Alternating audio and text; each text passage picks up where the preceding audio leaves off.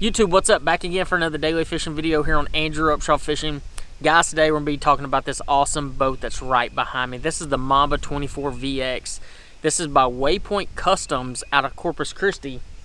Let me tell you, this boat has everything that you could ever want in a boat. And I mean, it's coming from a company called Waypoint Customs, so you got to already know it's going to be super customized, and it has everything you could ever imagine in a boat.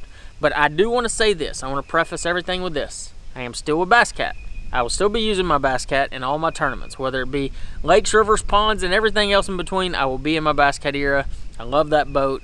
But when it comes to our inshore stuff, our saltwater stuff, this is the boat that I'm going to be running. And so I kind of want to walk you through it because it's really unique. It's really cool. And you're going to see some stuff from me out of this boat. And so you might as well know exactly what I'm using. But hey, real fast, if you have not subscribed to my YouTube channel, make sure you do that. It's in the bottom right hand corner. It's really easy. Just hit that button, hit that subscribe button, and like the video if you can. Guys, I hope y'all enjoy this video, and let's go ahead and dive right on into this Mamba 24vx. So one of the very first things that I noticed when I saw this boat, when I drove up to Waypoint Customs, were the seats. And I don't know why that was the first thing I saw, but it was. And let me tell you guys, it has shockwave seats. So when you're going down through the water, and you're hitting those real big waves, these things just like absolutely absorb everything. And I honestly, when I saw them, I was like, oh, okay, like it'll be fine. But it absolutely does. Like this boat rides better than any boat I've ever been in. Now, granted, I'll be honest, I hadn't been in a ton of bay boats, so I can't really compare it to a bunch of bay boats. But just that portion alone changed kind of the way that I looked at this boat, because and this comes standard in this boat. So like when you buy this boat, these seats come just like this. So it's not like, you know, you have to add on like 50 different options to get that particular thing. But this boat comes with that, and I think that's pretty cool. Now let's just walk through this boat. Let's see a few of the different things that it has. So, you know, when it comes to boats, I've been in a bunch of different ones, and I've seen a bunch of different options that boats have. One thing that I really like is the fact that it has a oversized Perco switch that controls all power in the boat. So to get everything turned on, you turn it to all right there. It's really easy. Her power pole pump's already turned on.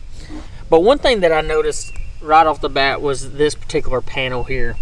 This controls everything from lights, which are all built in, Livewells, you know, bilge, aerator, lights. And as you can see, it has blue lights built under the deck all around the boat. Has a pretty awesome stereo system as well. I mean, guys, this thing is like absolutely loaded. We're running a Lowrance HDS 16 on the back right here, and we actually have a 7 on the front that mounts on a balls out mount right there. And then we actually, and so this is something that you don't see very often in saltwater boats. It actually has an active target built onto a pole. This is a fishing specialties mount. And you can anchor lock in a spot. So I can spot lock out here with my trolling motor, which it has a saltwater trolling motor. I can spot lock, and then I can use my active target to scan around and see things that are in the water. Now granted, when it comes to fishing in a foot or less of water, do you really need that? No, not at all. I'm just telling you flat out. But in the situation of getting out in a little bit deeper water, in those deeper potholes, you can actually see fish that are swimming around and catch those fish off active target. Now, you know, it has standard stuff like a cooler built on, which is very necessary when you're starting to talk about saltwater. But a couple of things that it has that I feel like make it different than some, and this is something that I've dealt with in a lot of bay boats when I have actually gone out in them, or saltwater boats, is it has drain plug in the corner and drain plug in the corner over there. Now, you're going to say, okay, well, most boats have drain plugs in them, you know, drains that drain the floor out. Well, not every boat drains like this one. So this boat, the way it's built, instead of just being built level across, it actually is, it's centered up a little bit, so it pushes the water to the corners. One of the most frustrating things that I've ever seen on saltwater boats is that when you do get water in the boat, it stands in the boat. And there's nothing more frustrating than standing in the water, and the Mamba, it doesn't do that. Like, you can clean your boat every day, because when you're out in saltwater, you need to clean your boat every day. and clean it every day, and you don't have any water standing in it. And I think that's a really awesome thing. But I want to show you one thing that absolutely changed my mind on rigging of boats, and I think you're going to really like it. Let's go take a look. When I was sitting there talking to Jared and Jim about their boats at Waypoint Customs, one thing they showed me was the wiring that they did for the boat and the rigging aspect of everything they do. And I've been around bass boats for a really long time, and I've seen how boats are rigged, and I've got some great buddies that rig some boats really awesome. Whether it be the guys up there at the Bass Tank, or my buddy Drew Golden down here at Golden's Carpeting, which does a fantastic job for freshwater boats. But when it comes to saltwater rigging, you don't really hear a whole lot about it other than wires failing and things like that. But the guys down there at Waypoint Customs, one thing that I figured out that they do is they rig everything to NMMA certified standards, and that is a really big deal. So let's take a look in here. Now I want you to see, this is their own personal rigging of this boat. This is all the breakers. You got batteries, you got power pole pumps. Everything's clean, organized, and perfectly rigged. That's crazy good. And then one thing they use, and I didn't know anything about this, and I thought it was pretty cool, because I feel like you can learn a little bit from everything. The wiring they use is really, really high end, and they explained it to me. It is actually it's a super thick coated wire. And instead of just the copper, it's actually tin coated copper wiring, so it'll actually help with the corrosion, and it's even more corrosion resistant. And the other thing that they do have is these sealed boxes, so you don't get water. And you see how there's actually a stain on here from where it seals, because that's the only thing that presses down. This edge of this lid right here does not go down in here. It just kind of sits above. So when you go to seal that box, it's completely sealed and everything's done. And we got one more little place down here underneath the console. I mean, this thing has like 5 batteries in it. But let's get under this console. It has some pretty cool stuff under here. Let's go take a look. You got another battery charger. You got all the active target stuff. You got more wiring. As you can tell, everything is perfectly organized and in good working order, and that's really important when you start talking about keeping a boat organized and rigged and all that kind of stuff.